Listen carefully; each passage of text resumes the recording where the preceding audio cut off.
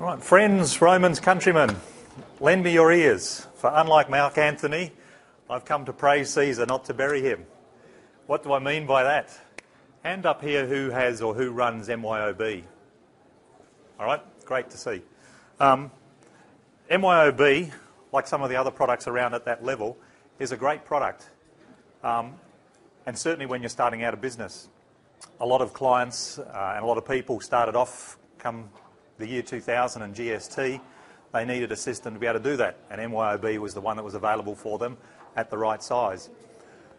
Hopefully those businesses have grown over time, and as they grow over time, so do their needs and demands on the software system. So part of this talk that I'm giving you today is just to have a look at what those needs might be and how they can be satisfied by various different software products. Identifying the limitations of the lower end software, you need to have a think about what you're doing. And really, the software we're going to be looking at is about growing your business. But at the moment, if you're struggling with the smaller end systems, the introductory level systems because your business has grown, have a look and see if you're working off spreadsheets to help you support some of the functionality in there. Check out whether you're using different programs for different functionalities. So you've got one over here on the front desk, a different one to do your payroll and timesheets, a different one to do your purchasing, or a different one that's specialised. Are you actually doing purchasing automated as an integrated product, or do you raise manual purchase orders, or do you have other systems that are manual? And are you doing any double entry? If any of those things sound familiar, then it's time to look at the software that you've got there and maybe thinking about moving to the next step. There's a number of other triggers that we can have. Are you relying on key people? Because you've got disparate systems sort of plugged together in an ad hoc fashion and it's not producing and doing the whole thing for you, are you now relying on key people that basically understand how to keep it all running? And in some cases, that key person might be the boss. And so for him to go off, if he gets crook or wants to go on a holiday or whatever might happen, it becomes a real problem because everybody's relying on one or two key people. So you really want the systems in place to be able to do that for you. So you don't have to rely on people, but you're relying on procedures and systems. And that's what the next levels systems do for you. Is your system slow to run? Because as you get bigger, MYOB was never designed as a true multi-user, multi-platform type of environment. So as you get more volume of data and more information in there, you're finding that things are slowing down and it's harder and more painful to get information out. You've also got limited access. So that if you want to have, if you're a system that's growing up and you want to have 20, 30, 40 people starting to access your system, you can't have areas that you can only get one person in at a time.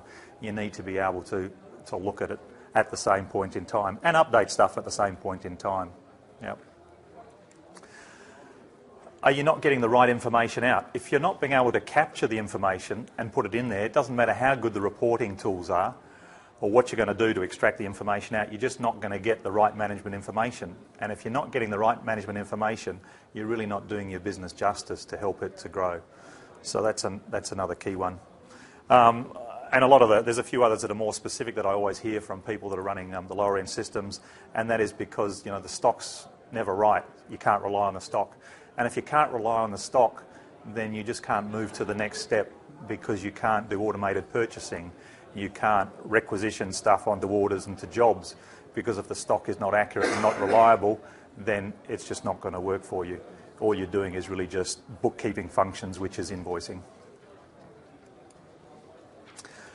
Okay, so what do the next level systems offer?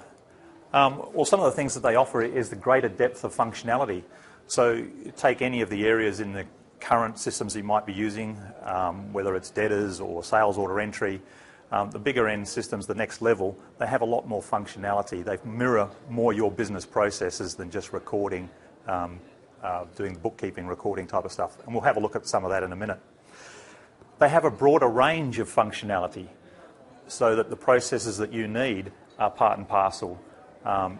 Things like purchase requisitions, stock transfers, integrated point of sale systems, they offer a greater range of functionality as well, and not just the depth of that functionality, and we'll also be looking at some of that. They're fully integrated. So generally, the bigger end systems, they develop most of the stuff themselves. So it doesn't matter whether it's point of sale feeding through right up to your general ledger, whether it's jobs feeding through to purchase requisitions and purchase orderings. It's all part and parcel of the one system, and it's all fully integrated. They're designed for higher volumes and higher users. So they come from a multi-user platform. They understand that side of things. So whether it's single user or 100 users, they can still cope with that sort of volume and number of users. Better security and auditing. Obviously, once your business starts to grow and you're just, it's okay when you're the business owner and you're there day in, day out keeping a monitor of it. But when you start to get a busy business and you're employing, 10, 20, 100 people or more, you need to have better security and you need to have better auditing, because you need to know what's happening in your system and who's doing it, so there's always a trail back. Without those sort of stuff, sure, at some point in time, if you don't have that in place, it's going to come and bite you. You want to have stronger and detailed reporting. So the information that is there, you want to be able to get it to it in better ways. You want to see it graphically. You want to be able to produce your own reports. You want to customise reports. It doesn't matter what system you get. People always want to get more information out. But instead of bringing that onto spreadsheets and doing stuff, it's really great if you can actually get the data from the source as part and parcel of the system. Bigger systems offer more functionality from a multi-branch, multi-entity perspective. So here we're not just talking about different stores at different locations, or perhaps a WA branch, a New South Wales branch and a Victoria branch, but possibly even different entities within the one organisation. So having a retail side versus a manufacturing side. Yep. And possibly they might have different ABN numbers, etc. But being able to get consolidated reporting, to that, a lot of people, that's very important as well. And one of the key things with all this is the ability to grow with your business. That's what we want to be able to do for you, and that's what you want a system to be able to do for you, is that it can start off small and it can nurture you along the way, but it can take you to where you want to grow your business. Yep. If it only has a certain limited amount of functionality and scope, then it's not necessarily going to grow with your business. If your business is not growing, then that might be fine to live with it. But if your business is growing, then you need something that's going to be able to grow with you. Okay, so on this next slide, we've talked about one of the things was the greater depth of functionality. So if we just have a look at there, we've got things like sales order processing. And in sales order processing, certainly in the system, the Triumph system that we develop here in Western Australia, there's things like templates, quotes, orders and standing orders. We then get into have back orders, and part deliveries can be done on a customer-by-customer basis. So one customer says, well, I don't accept part deliveries, or I don't want back orders. If you can't supply it now, don't supply it to me. And they're the sort of things that you can put in place so the operators don't have to think too much about it. It's just set the procedures in the system so it'll happen. We can raise a purchase request for back orders, so that if I don't have the stock, it'll actually raise a purchase order for me. Of course, if I've already got a purchase order happening or a purchase order coming in, then don't actually raise a new one, but just allocate that stuff or that back order to that particular purchase order.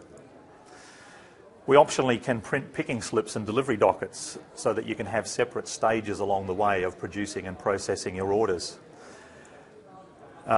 We can actually create delivery manifests in a driver and drop order, so being able to have a bit more flexibility in terms of your reporting. So if you're delivering goods, then you can produce stuff in the right order. We can go back and reprint or cancel a picking slip, a delivery docket or an invoice. So they're all separate documents, and if you've made a mistake, you don't have to live with that mistake or redo it. You can actually just cancel it or reprint it or whatever you want to do. We can reprice older quotes and templates. So even though you have these quotes and templates, after a while, a year or 2 years they've been sitting there, you want to be able to refresh them. Now, if you've got a lot of those things, it's a big job to be able to go back and say, okay, let's go and price them all again. We provide automatic procedures to be able to do that. The last one there, FIFO back ordering. So when you do have back orders and goods come in and you need to allocate them to customers,